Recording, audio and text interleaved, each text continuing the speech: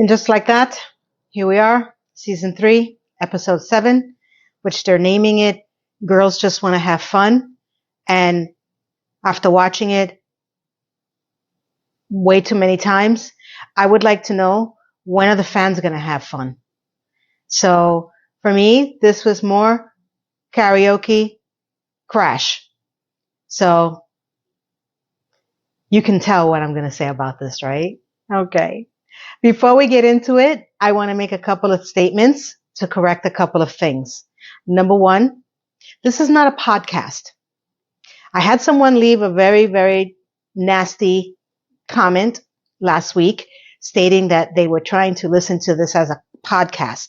Let me be clear. I am not set up as a podcast. This is a very visual YouTube video. So if you're trying to listen to this as a podcast, I am not signed up for it. I don't know how you're doing it. I don't get paid to be a podcaster. I don't even get any sponsorships or anything to that effect. So my apologies that if you are listening to this instead of reviewing it with me on my YouTube video, which has a lot of visuals, not just with clips, but with my facial and movements and expressions, it brings the entire video together. So I can't imagine what it would be like listening to this as a podcast and not getting the full YouTube video experience. So, and like I said, I'm not signed up for a podcast. I don't know where the hell any of this is coming from. And I'm not even sponsored. So I would love to understand this complexity with YouTube, but that's a story for another day. Okay. So second, not a lot, but just a few say that, and this is all part of that comment, that I break up, I'm all over the place, I can't finish that. Well, no, I can't. This show doesn't allow me to do that. It jumps from scene to scene to scene to character to scene to scene. And as I said numerous times in my videos, I don't script this.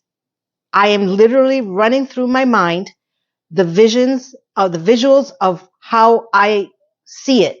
I group together each character based on what happened in it. I don't go the way that they do it, because if I did it in the format that they do it, which is you get maybe 30 seconds of one character, it jumps to another character, then it jumps to another character. It's like a really bad TikTok version of a TV show. So in order for me to group the characters together, like if I go through SEMA, it's going to flow through different parts of the show with different characters, but I'm trying to tell a story of one person per time that I'm speaking. So the flow may seem a little crazy, but imagine trying to get all this together in one grouping, and I'm in my head reimagining all the lines and all the scenes, and it's difficult. I have successfully done it for many of you who enjoy that format, and for those are the ones that I'm going to respond to, because you are my fans, you respect it, you enjoy my commentary, and anyone else that doesn't understand it, you're more than welcome to find another person and another video that may resonate with you better. I appreciate all creators on this platform who are reviewing anything. I give them a lot of respect. I think that until you become a creator, it is extremely difficult to understand the pressure it is on us to try to bring this out to anyone and hopefully resonate with enough people that you become subscribers, and not just subscribers, but you return. So I am a content creator and I'm a content watcher. For the ones that I watch, I share, like, comment. I do all the good stuff because I believe that they deserve it. They don't always put out videos that they like, or I like for that matter. And that's okay. I still stay subscribed. There's going to be videos that you're not going to like from me. As long as you stay with me and you follow with me, it's about the fandom. It's about connecting with people. So you know what? Go find someone else. I have watched other people's videos and I've enjoyed it. I have a different style. I am who I am, and I'm not changing for nobody. But for you people, I'm back. And the last thing I want to say is, after watching this episode, which is a destruction of karaoke, I get now why people may not like me singing, and I'm sorry. I get it now. But it doesn't mean that I'm not going to sometimes sing in my videos. But I totally get it after watching this. After this, I was like, yeah, first of all, never, ever get me a karaoke machine. It is to the point that I actually sent some clips to my son because in 4 years, the big birthday is coming. I'll be 60. And I said to him, don't do that. Don't do any of this. Don't buy me a karaoke machine. Don't offer it. Don't bring it to a party. I don't want nothing to do with it. Nothing. Nothing. Especially if you're going to do it in this format. Because let me tell you something. If it happens, I don't have anything to disinherit you. It's just a fact. But I am your mom and I'll disembowel you. Okay? It's a big difference. This was horrible, this episode. And, now let's get into it. Now that I got my corrections out of the way. Hey, by the way, subscribe. So I would like to throw subscribe in every once in a while. I don't know why I picked that up because I've watched a lot of other creators and I'm just not big on the this and that and making a big production. I like the every once in a while I'll throw it in there. You let me know if you guys like that too. That it's not so brazen and so branded and like always in forefront in your face. I literally just started picking that up the last couple of videos. So I'll throw that in every once in a while and you tell me if this is something that you appreciate as well. So here's how we do it, people. For all the people who are watching or listening, I group it up and I do it in 2 parts because this can be very long. Even though it's a 45-minute show, it tortures me for more than that. It stays in my mind. It sticks in my craw. It's just, it's not getting any better. So the first part will deal with the lesser main characters or some of the main characters. But the second part, normally I leave it up for Carrie because this is Carrie's show. This is Sarah Jessica Parker's show. And she's made it very clear that she has most of the screen time and most of her story arc is in my part 2. So she will be intertwined with some of the things that I talk about. But generally my first part 1 is dealing with who I affectionately and unaffectionately and unapologetically say ding dongs. Are you ready? Let's go through what I would call the first phase, honorable mentions. LTW. Well, LTW doesn't have a lot of screen time. And she shows up to the birthday party that's being thrown for Carrie. And that's pretty much where her focus is with her husband, Herbert. And she comes in with her husband, Herbert, and with her son. I can't remember his name. I apologize. I feel like there's 2 other children missing, but I think just the son showed up. And apparently she heard about Party City closing down. So she went into Party City, probably the last moments of their flash sale. And she picked up an outfit that I can only relate to what you would think you should look like in the 1970s.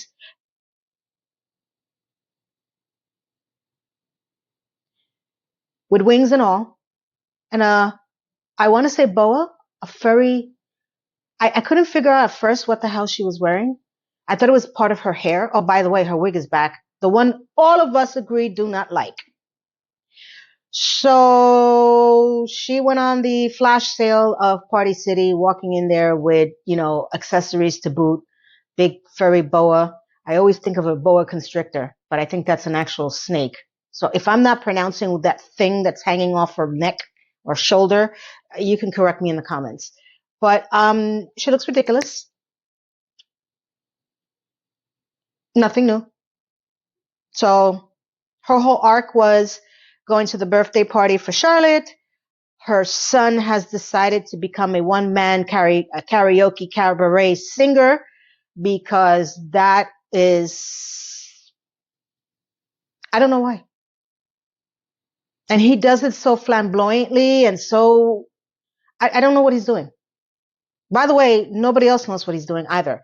I thought that they were actually going to allow this to be okay. But as the story progresses with different other characters in the actual room, they all pretty much don't like it.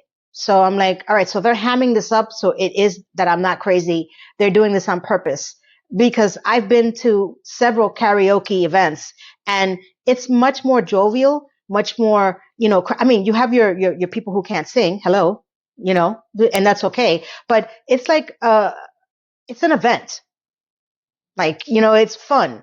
It's meant to be fun. It's not meant to be cringy or one-man band or anything like that. You get up, you make a fool of yourself. If you're a great singer, people find out about it. And then, it's just everybody participates. Nobody's really like, ugh, what the hell's going on here?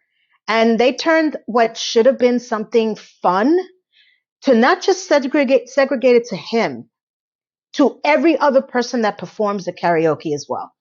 And I just don't care for it. Like, I was like, this is beyond a filler show. This is just stupid. But let's get into the final parts of LTW and her arc, which is nothing. So both her and her husband agreed that their son is massacring the karaoke, so much so that they said they're going to have to send out apology notes.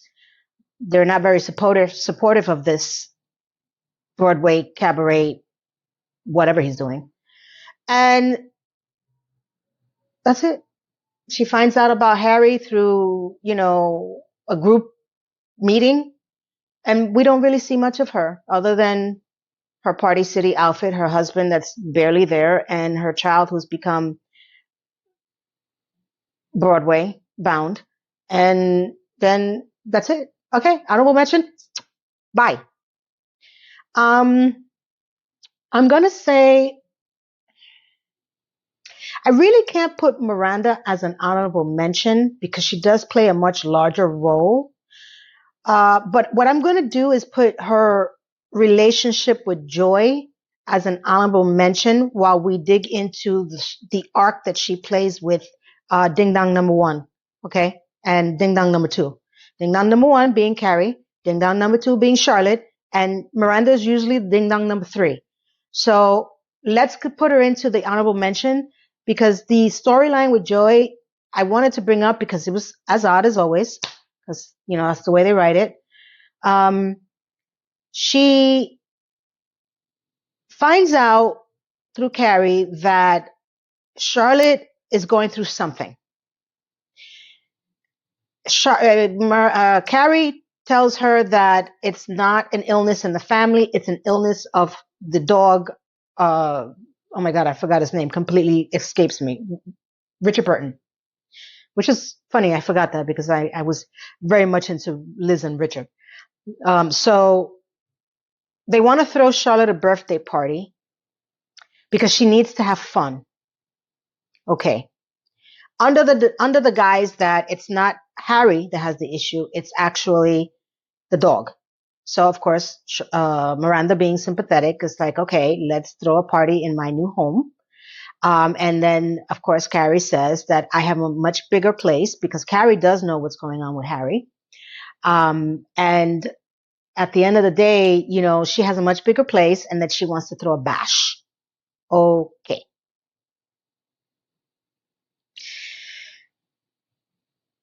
Miranda agrees.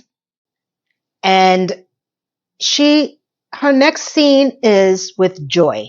And this is why I'm keeping this short and keeping that arc there. She asks Joy, BBC girl, because sometimes it's just annoying to say, I'd rather say BBC girl. And you guys know my puns for these people. She asks BBC girl to come to the party for Charlotte. And BBC girl says, no, absolutely not. That's a deal breaker. She was serious. And I go back to what I said. Who are you? Who are you? You don't want to be around people. This is a deal breaker for you. What's going on with you? There's something very, and I want to say mysterious in a very unsexy way. I don't like this. So until Miranda told her it was because they were trying to do a celebration for the dog, then she goes, BBC girl says, oh, well, you should have led with that. Oh my God, if something were to happen to my dogs, I wouldn't even know how to live. And Miranda gives her a look like, Yeah, be scared. Because, pets die. And those dogs don't look too young. I don't know how old they are. But they're making it seem like she's like overly obsessed with these pets. So she will go because of the pet. Great. I go back to what I said last video. Humans, she's not near humans very often. There's something off. I don't like it. And it's boring. So she shows up at Carrie's house for Charlotte's birthday with a gift for Charlotte. So we thought she finally gets to meet Carrie because Carrie opens the door. She makes this, I don't know, comment about something proprietary, door swinging crap. And I'm like,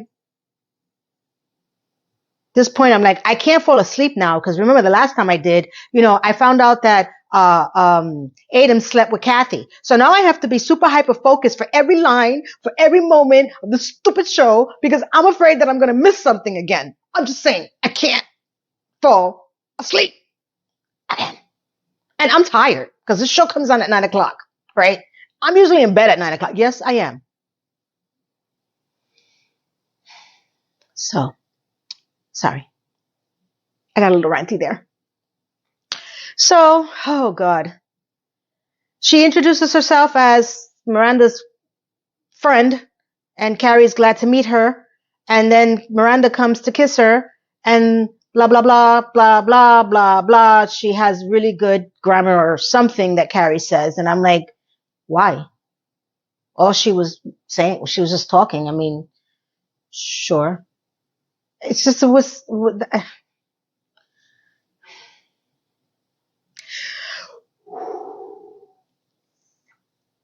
So Miranda goes to introduce her to Charlotte, who's pretty in pink. And of course, Joy makes a comment of her headband that says happy birthday. What? I just need to ask, do people in the UK don't have those things that it had to be the focus of her first word to Charlotte? I don't get it. So, and I'm being serious. I don't know. Are we too crazy? I know that every other country has issues with the United States. Is that one of them? Just asking. I'm asking for a friend. Because I know the people in the UK watch this and I appreciate you. And I do need some insight of you people, please. So please let me know. So the party goes on. Oh, wait, Charlotte throws herself on top of her, which I suspect is not something that she's accustomed to. You notice I'm trying to look in the camera, right? Because sometimes I get accused of not looking in the camera. That's because, again, I'm really thinking in my head. Charlotte's being her Charlotte. And the party goes on, and it comes down to gift time. So Joy's gift comes up, and it's a big box, and Miranda says to her, oh, you didn't have to do that. And she, BBC girl, Joy, says, well, I heard either from a veterinarian or a doctor, I don't know what she said, that CBD treats are good for the condition that Richard Burton, the dog, who, by the way, is supposed to have a tumor that's cancerous and he's dying. I don't know if I mentioned that. Okay. And Miranda tells her, oh my God, you shouldn't have done that because you shouldn't have known about this condition. And I guess this is their first fight because she's like, you could have given that in very vital, important information before I even did this. So, first fight. So she gets up, she trips, she takes the box away, and that's it. So that was that's honorable mention number 2. Stay tuned. We're getting into just above honorable mention, getting closer to ding dongs. It's coming. It's coming. Okay, this one is a little bit of my favorite because you all know how I feel about Anthony. I think that they should really cancel 2 members that are not really members. I'm really tired of Seema. I think that they're going nowhere with her. They're just making shit up at this point. I mean, really. And LTW, yeah, I can really do away with that storyline completely. There's no context. There's no explanation. everybody's screaming online about the fact that her father has been dead, resurrected, and dead again. Sure. So my next favorite one is Anthony. And I like this one because at first I thought he was going to cave in and be like what all the other writers have done, which is lobotomize them to reduce them or like change them completely. But no, he comes through at the end. So Anthony comes into his Hot Boy. I think it's Hot Fellas. Eventually I'll get the name right. I'm going to go to Hot Boys. This is officially where the group is now hanging out. There is no other restaurant or other breakfast nook. This is where they're going to be, which I'm okay with, except for the fact that they really need to switch up this hot fella thing, because I am going to say this until the cows come home. This does not fly in New York. I promise you, someone tries this, they're going to fail miserably. Okay? It is not a good look. I'd rather him tone it down a little bit and make it more pleasing for all people to come in, but I will not be going into that type of place where all I see are bulges and steroids and half of them are gay. With all due respect to, okay, stop my thing. I'm there to have a peaceful, fun time. I like a mix of people. I don't want to see any of that. But they continue to play this stupidity. Maybe he'll learn. I don't know. His bread boy boyfriend, mother is coming to town, and he's out there trying to make the place prettier. So he went out to get ferns, is what I consider, not flowers. And he's complaining to the girls that his bread boy mother-in-law or bread boy mother is coming, and that she's a head shrinker, so she's a psychiatrist, and that he's really not into psychiatry, and that he's nervous because he wants to put more bronzer on his face, and I guess he's trying to cover his age. And he goes to the back to start to get this thing that he picked out to make the place look more convenient, or I guess prettier for her to show up, because it's going to cover the fact that every loaf there is not attached to a piece of bread. So Bread Boy comes in with his mom, and she is with a Rome accent, I guess, an Italian accent, and he introduces her to the girls, and she's very friendly with them. And then she looks up and she sees this hot fella coming at her, and she says, that must be the Anthony that you've been talking about. Oh my God, he's the anthem. Ciao. And the guy's like, ciao. And Bread Boy's like, no. Are you kidding me? What, are you stupid? Well, he didn't say that. But that's what he meant. Then you hear Anthony's voice between the fern that he picked up. And of course, that's the one that she meets. And of course, she's rude to him. And of course, he's trying to be nice, and he apologizes for making the derogatory statement that he was making. Oh, I hope his falutin mother is not something. Enough for, if I were to have heard that, I would be like, oh, really? That's how you feel about me? You haven't met me yet. Thanks a lot. Okay. She is shocked when she sees Anthony, and I can understand why. I'm a mom. This guy has at least 40 years on him. And she insults him by saying, I think you should put that plant down because of your size. Dig number one. And then she notices that he has makeup on his neck, which is the bronzer he wanted to bring. And she points it out. And number two. And they made her out to be she doesn't like him. Okay. Then she leaves. And all of a sudden, there's a line that he says that my mother-in-law put this away, my mother-in-law, something he says to be mother-in-law. And that's what I wanted to bring up. And I'm sorry if it's all over the place, because I know it's somewhere in the scene. Here's my question. Are they getting married? And I wasn't aware of this. I think I missed something. Did you guys realize that they were engaged? For him to say my to-be mother-in-law? I feel like I missed the entire plot point here. Did you know? I didn't know. Half the things I don't know what's going on. Like I said, after I watch these episodes, I take a memory erasing pill, or like the one, a memory erasing pill, because I gotta get this out of my head. Mm-hmm. Yep, I do. So now, this is the oddest thing that irked the crap out of me afterwards.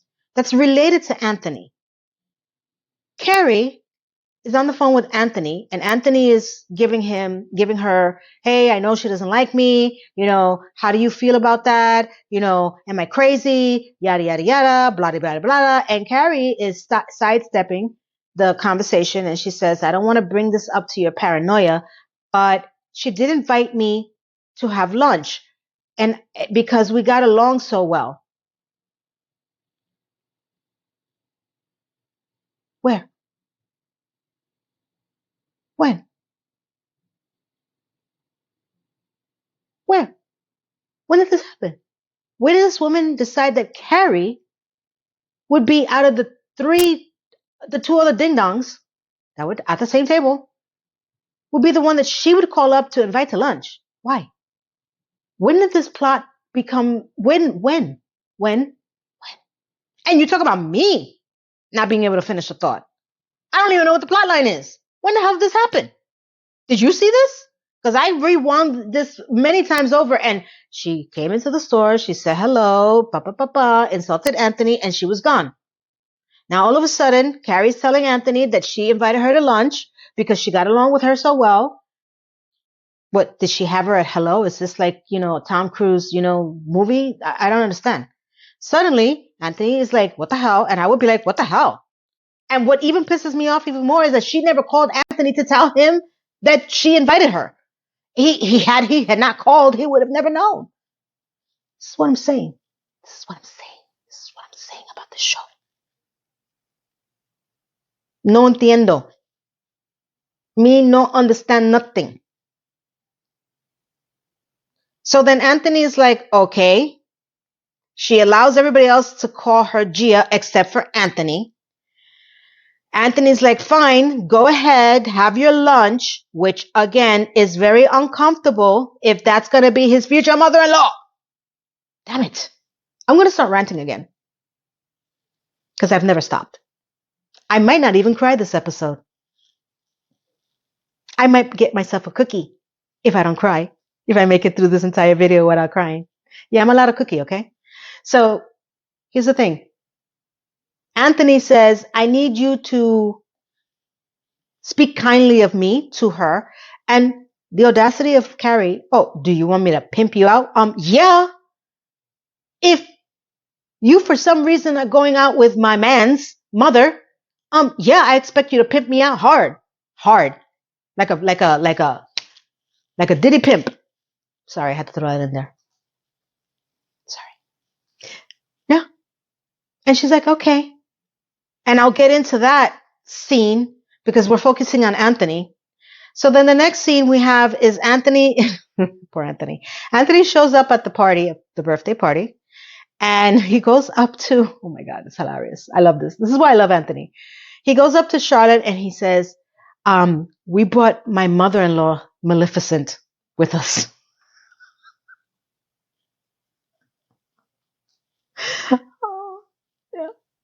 There's nothing else on this show happening, so I gotta laugh where I find laughter. Really, seriously, I do, okay? So he tells Charlotte, if they ask, I want to say 43. I could be wrong. And Charlotte gives him a look. Really? You're gonna pull that off? Okay, 53. She looks at him again. 58. That's it. I'm like, wow. Because I know the actor is actually 65. Yeah, I think he could pull off 55. I really can. 40, you're pushing it. 50, you could. But 55, I definitely think he could pull it off. So then he goes up to Carrie and he tells Carrie, if anybody asks, I was never married. Well, there goes Stanford's goodbye. And then Carrie says, well, if anybody asks, I was never married.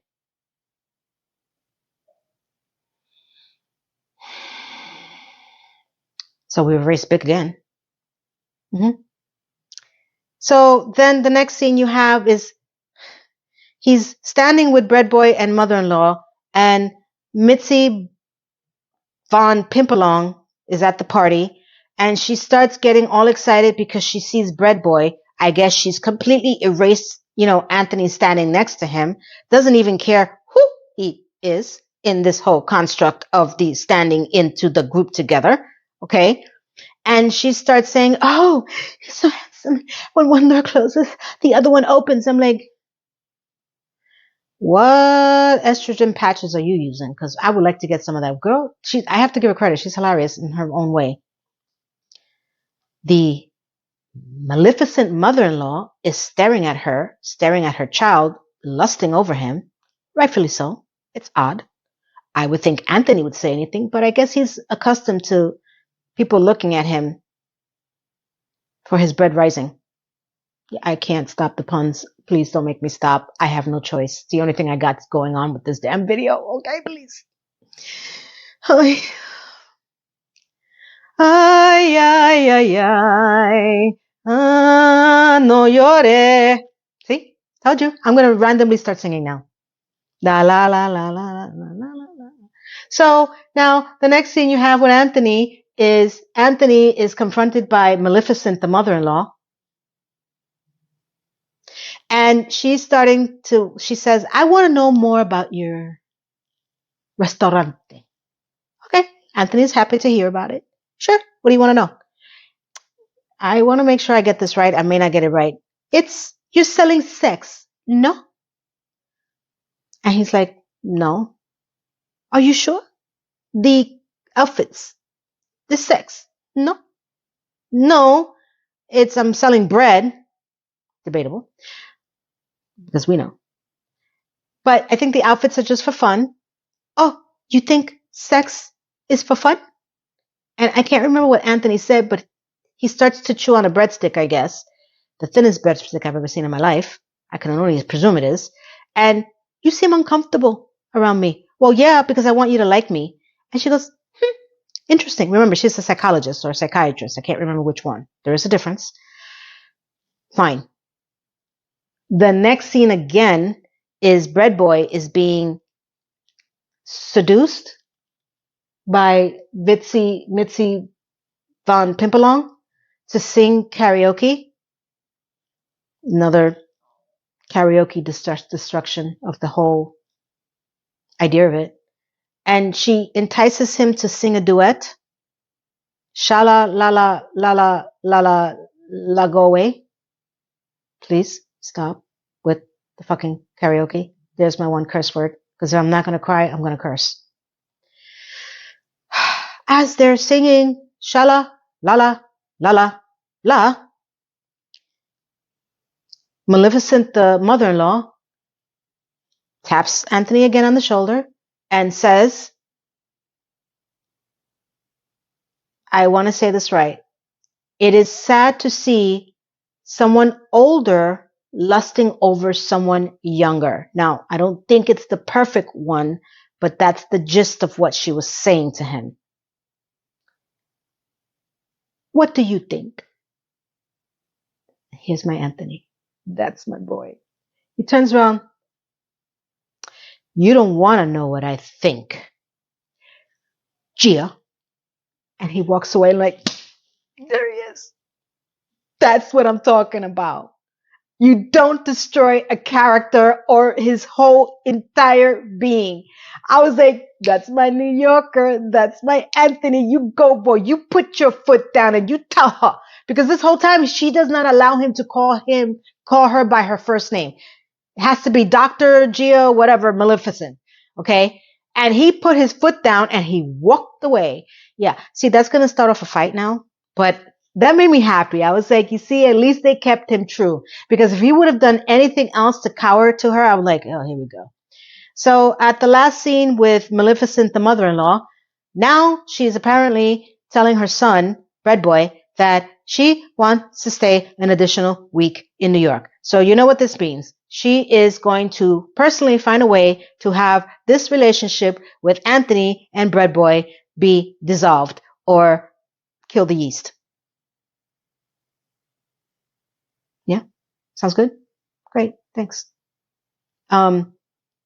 So that's Anthony. That was his arc. I had to say something because I was literally like so worried that they were going to like destroy him completely. And I'm like, no, he didn't. No, he didn't. So that made me happy to end this one because now we got through Honorable mention and higher above honorable mentions. Now we're going to get into the 3 ding dongs.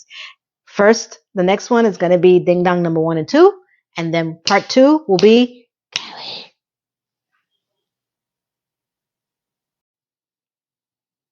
Welcome back, welcome back, welcome back.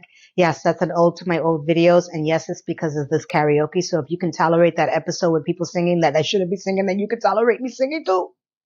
I won't do it all the time. Just when it's needed. And it's needed today. Because I need to get myself pumped up. Because the rest of this is crap. Okay? Crapiola. Seema. God help us, Seema. Seema, Samantha 2.0 is her scene and her arc is pretty much going through Seema. And I mean that figuratively, not figuratively, literally. So she has this opening scene that she's at this place called Latte and Lashes. Apparently, she gets eyelash extensions. Now, I have never done eyelash extensions in my life. I wear mascara for my lashes. It's called MAC, and it's jet black and it's waterproof. It is one of the best that I have ever seen and tried. I've tried millions of them and they always get like my eyes blackened underneath. This is not a plug. I don't have a link. This is not a promotion. This is what I use. And the reason why I do this is because I don't like people touching my eyes. I barely like people touching my face. And if you really got down to it, don't touch me. Don't touch me.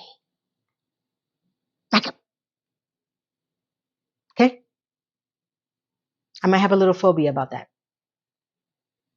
I've been told. So, listen, she is at Lattes and Lashes and she is met up with,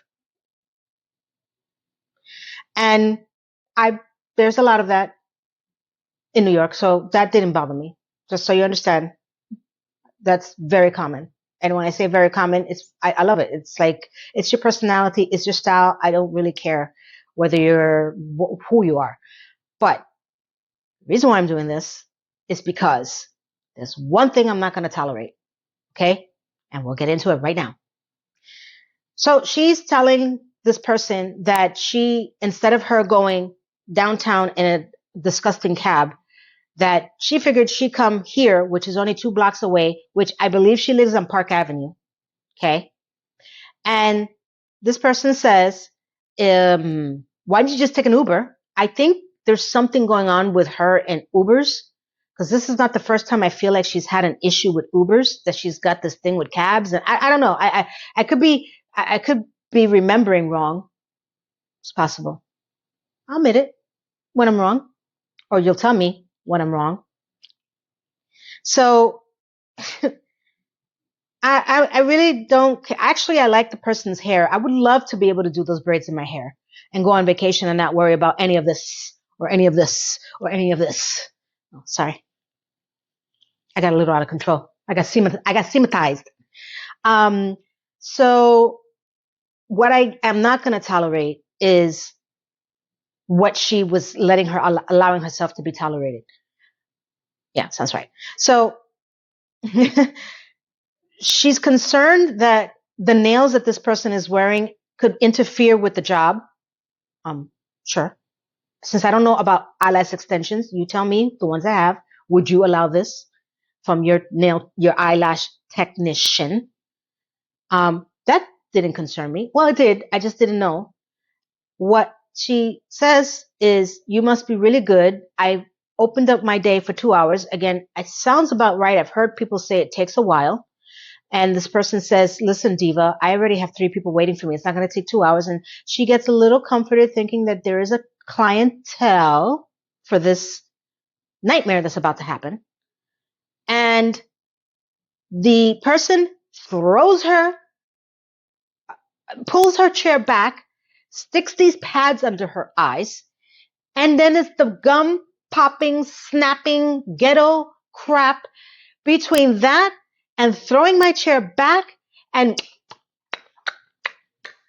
I was like, oh no, no, no, no, no, no, no, no, no, get out of that chair. Those are your eyes. I would have flipped the hell out. First of all, that would never happen to me.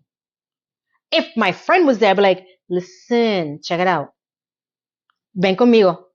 That means come with me. Don't say anything. We have an emergency. We gotta go. Okay? We gotta go. This is not, I don't care if it's on Park Avenue. I don't care if it's on South Street. I don't care where the hell it is. That is not acceptable. And of course, they do it that way because it isn't acceptable. Because guess what? Next scene, after her trauma of her lashes. And by the way, can we get into the fact that she's getting her lashes done? Nena, mujer, chica, diva. You know, be broke. We haven't established where your money is coming from, but you have the ability to do eyelashes. I think they're expensive. Correct me if I'm wrong. Whoever does this, this is not a one-time thing. You got to have maintenance on this bad boy.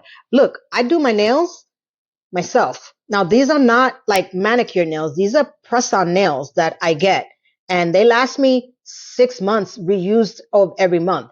I don't even let a nail technician touch me because, first of all, I can't afford it. I know my limitations, and it's a lot of work.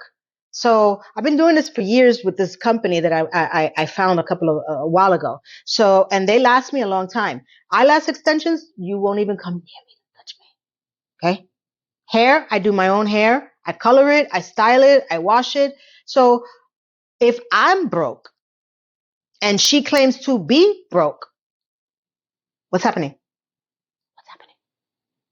And you really need eyelash extensions, girl? Come on. You're that diva? Okay, fine. She suffers for her beauty. Great. The next scene, she shows up at Carrie's house and she's got one lash on and no lash on the other side. And of course, Carrie notices it and she says to her, what's happening? And I'm like, bitch, don't take my line. What's happening? What's going on? That's me and Karen Walker, the only two people who can do that. She says, funny story. She was at a client meeting that she was trying to close, and I guess one of her lashes melted, fell off. I don't know. But now she has like this red dot on her eye, and she walks into Carrie's kitchen, and guess who's there? Gardener Boy. And for some reason, Seema is obsessed with the fact that Gardener Boy has not finished Carrie's garden, not Seema's garden. Is Seema paying him? So she says, oh, you're still here? You haven't finished the garden? I'm like, what's going on? Why are you saying that? Why? What's going on? Like, they just make up these weird lines. And I'm like, what does it have to do with anything that's going on in the story? Okay, great. Then I took a look at him and I need to please answer me this. Riddle me this. I'm okay with him being dirty. It's acceptable in the conditions of work that he's doing. What is happening here? Please don't tell me that's a headband. And I say this because I know it's a headband. He's holding his hair back with a headband. He looks wasted, by the way. I would put the hair forward. Put the hair forward. I would wear a hat. Something. I'm at the point where I would prefer a man bun, not my preference, over that. Dude, you can't gel your hair back? Seriously? I feel like this whole scene was to... Well, I'm turned off. I was never really turned on to begin with, but this really made it worse. So he goes into this repertoire with Seema because Carrie is throwing the party. Carrie invites Seema. Then Adam wants to be invited. So she invites Adam. And then he gets closer to Seema to see like this.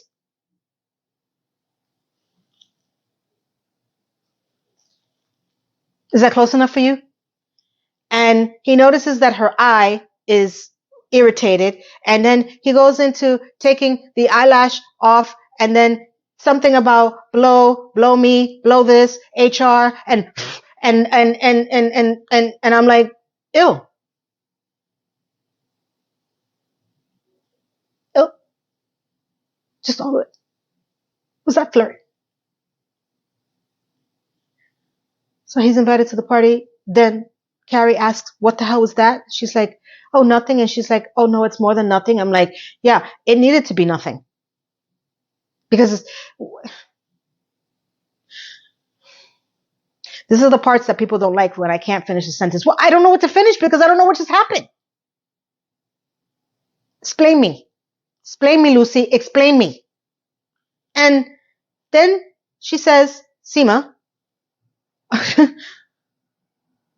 he has a yoga girlfriend somewhere, and I don't have time. I am too busy with a fake company to develop a fake relationship. So what do you mean a fake company? Are you not opening up a Patel group? So everything you're doing is fake? I listen to everything, especially now that I have to. I was like, that's a very odd sentence. Okay. The next scene you have with Seema, God help us. She comes into Charlotte's birthday party.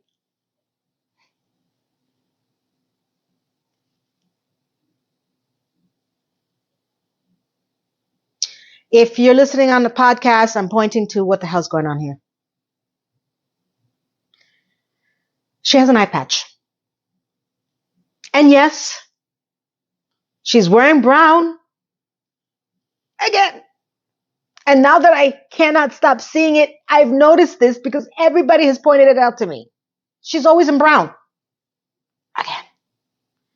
So apparently, whatever Gardener Boy did infected her eye even more.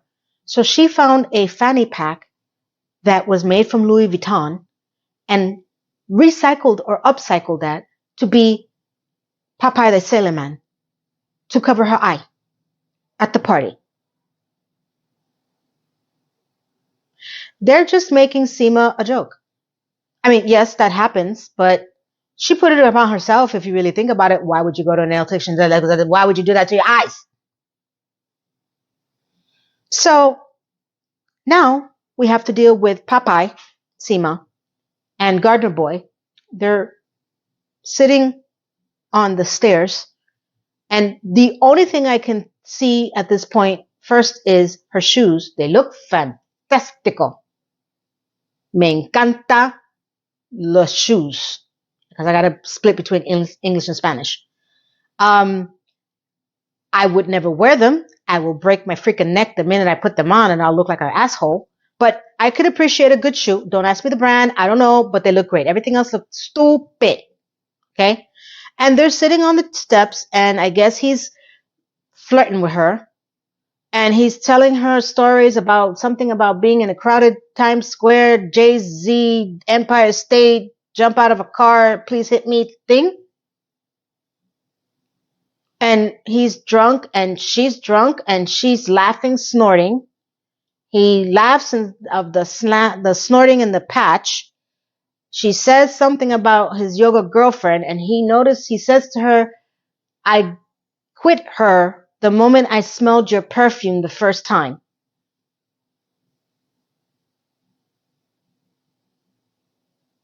I would like to know the name of the perfume that Seema is wearing, please.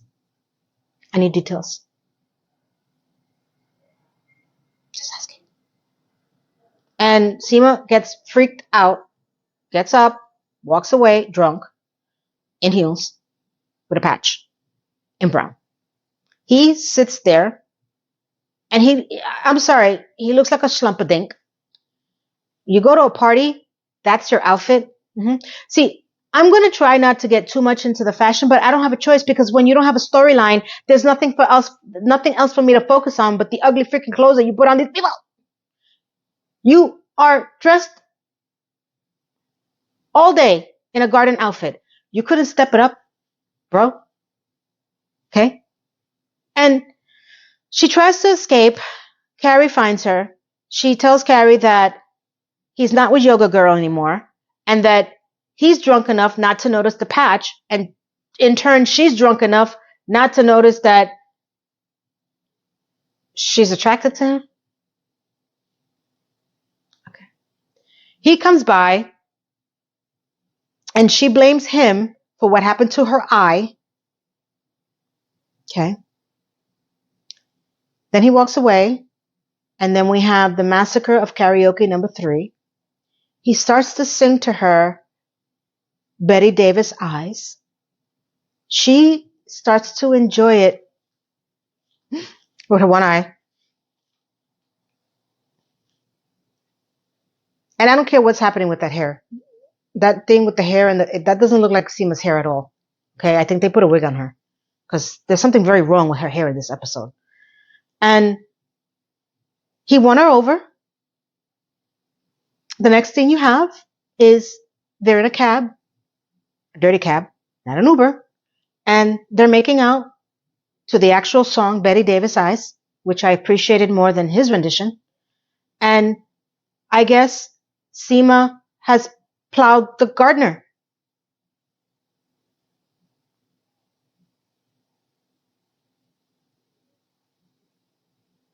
That's it. She got her plow on. That's Seema. Next. So I know I wanted to bring in more of Ding Dong number 3, which would be Miranda, but here's the reality. I'm going to leave that for part 2 because she's very interconnected with Carrie's arc. So I've pretty much touched upon her arc with Joy or BBC Girl. So we're going to get straight into Charlotte, which is Ding Dong number 2. Okay. So Charlotte, her daughter, Diego broke up with her. So I guess we're not going to move forward with the polyamorous, whatever sexual relationship. And of course, her opening scene, she's screaming, she's in trauma, she's in shock, blah, blah, blah, blah, that Diego broke up with her. I'm like, okay. Charlotte comes running in and she just gives her that, I know what you're going through, or, oh, okay, like Charlotte does. Then the next scene, you see her at the hot boy Anthony restaurant, and she's speaking out to the girls before Anthony makes his appearance, and Maleficent, the mother-in-law, shows up. Again, sorry, I'm not looking at the camera. I'm remembering everything that's happening in these scenes, so I do apologize. She's telling them that, this is a first-time breakup for her daughter, blah, blah, blah. She's got so much on her plate. Miranda asks her, well, what else do you have on your plate? And she stops dead in her tracks because she knows that she can't talk about Harry. Fine. She goes, oh, no, just a lot of things. And then the whole Maleficent mother-in-law comes in. The next scene you have is very interesting and the dumbest thing I've ever seen in my life. But then, let's go back. It is not the dumbest thing I've ever seen. It's one of the reasons why this show is so dumb. There you go. I like that one better. I'm sitting on a chair. My back is killing me. So forgive me if I'm fidgeting. It's not you. It's me. Really, seriously, it's me this time. So, she's walking through a department store. I think it's Bergdorf. I want to say it is. I think I remember hearing that. In her heels and skirt and blouse and bags. She's rich. It's during the day. I guess she's not, working at the museum or whatever she does. And she happens to see Harry looking through things, a glass, something, and she's surprised. She runs up to him with her little funny run, and he tries to pretend that he doesn't hear her, which is almost near impossible. Have you met Charlotte? Have you met your wife? He turns around. He has to admit that he's been caught red-handed. And she's like, what are you doing here? He's like, what are you doing here? What are you doing here? I'm like, here we go. Then this woman comes out of nowhere and stands next to Harry.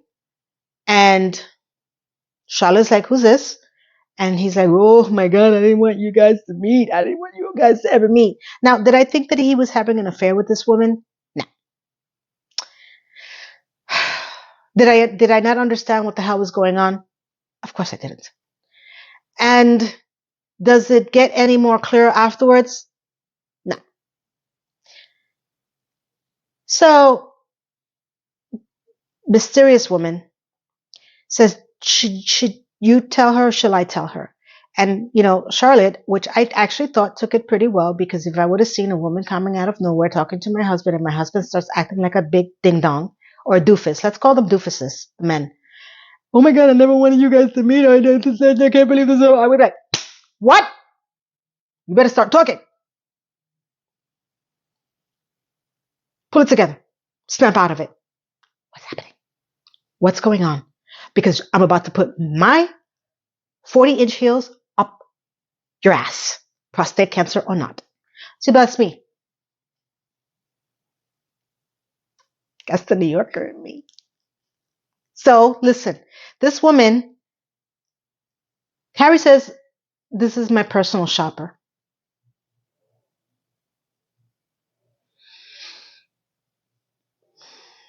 Charlotte looks very happy to hear that.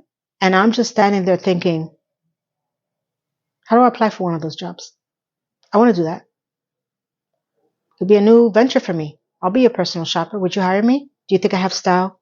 Do you think I have grace? You've only seen this, so you really don't know what I dress like for work. But how do I get a resume?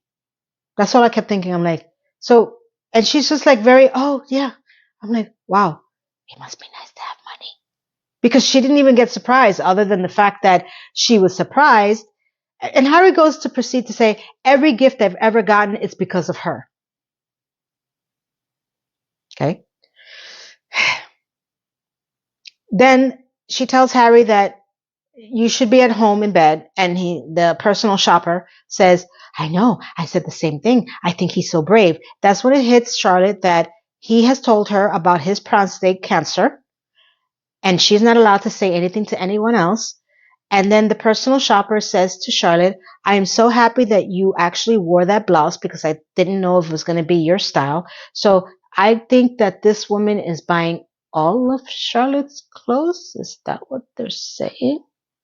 Then I would like time for a rebuttal, please. Because if she's buying most of her outfits, I'm going to say, other than this one and the one that she wore last episode, which was that jean dress, I have not liked a single thing on her. Ever. I would fire her. So she leaves, and she gets upset with Harry because he's allowed to talk to a personal stranger who's a personal shopper, but she's not allowed to tell her friends. And he says, you don't understand how hard it's been for me not to say anything. I told you he was going to crack, right? I told you that, right? I told you that he needs someone to talk to. I said this, right? You heard me, right? You heard me, you heard me, you heard me. And I'm going to go back to nod, nod, nod. And remember, I cannot see you, so I'm just going to believe that you're nod, nod, nod. This is ridiculous. Not me, the writers.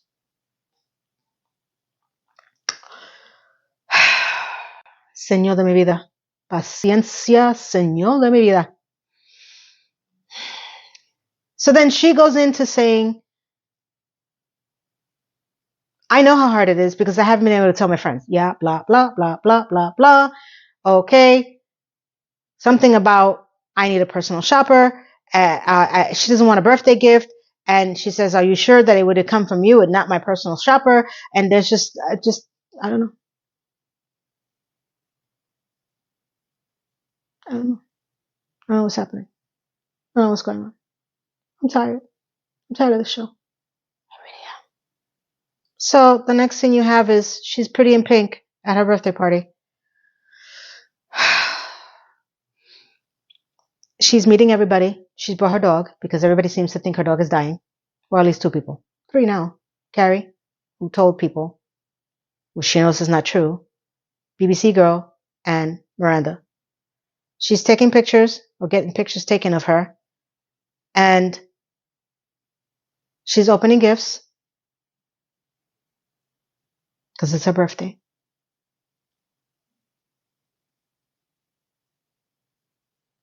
One of her gifts is from Visibly, which I affectionately call the Witches of Eastwick, is a candle that one of them brought for her. $40 regifted candle. Let's make note of that. That one of the 3 of them The other person put their name on it. So the last person didn't get to put their name on the $40 regifted candle. This is literally how the story is going. I cannot make this fun. It's not funny. It is boring. This is worse than... Never mind.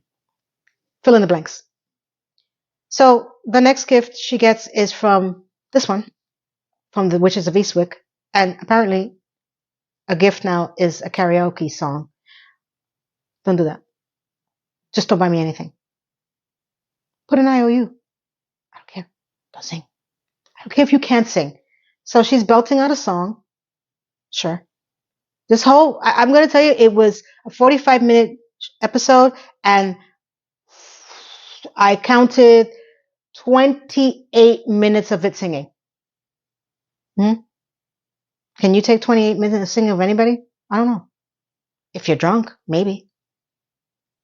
Then the next scene you have is that Miranda goes up to Harry and says that when the time comes, don't worry, we will be there for Charlotte. Because remember, she thinks the dog is dying. And he's like, holy crap, she told somebody. So he approaches Charlotte and says, did you tell anybody? She says, no, I didn't. So why does Miranda think that I'm dying? And then she runs off. And then she goes to Carrie, who is the one person she told, and wants to know, did she tell anybody? This is like an adult version of Gossip Girls, I guess. It's like this. Really? This is how we're doing the story now? Can you understand what I'm saying? Can someone please, can you please, is it me? Because, sometimes people tell me it's me. I'm like, are you sure? Are you sure? Because this is bullshit. We gotta hide now. Like, oh, I didn't tell this one. I didn't, like, what, how old are we now? Oh. I gotta finish this because I'm gonna lose my shit. So then Charlotte goes to Carrie. Carrie says, oh no, it's because I told Miranda because she was guessing that Harry was sick.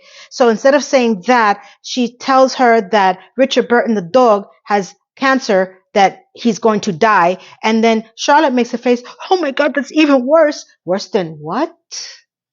And of course, the look that Carrie gives her is like, really? That's worse than your husband having prostate cancer? So at least I know we're simpatico. Because even I was like, that would be worse? Really? Seriously? Okay.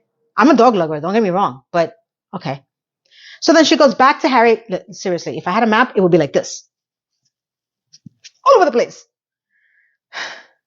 She goes back to Harry and says, no, Harry, sorry, it's not that you're dying. It's because I think the dog is dying, because I told Harry, because I had to tell somebody, because I was going to explode, because I couldn't take it anymore. Okay. Then Harry's like, oh. And then he's like, all right. And then he goes, everybody come into the kitchen.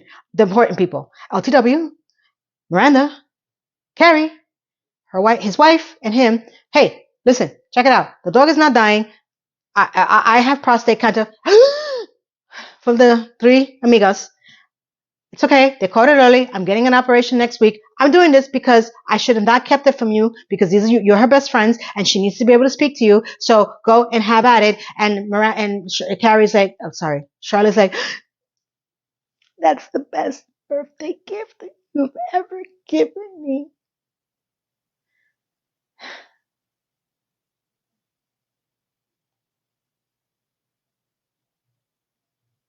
I am out of breath.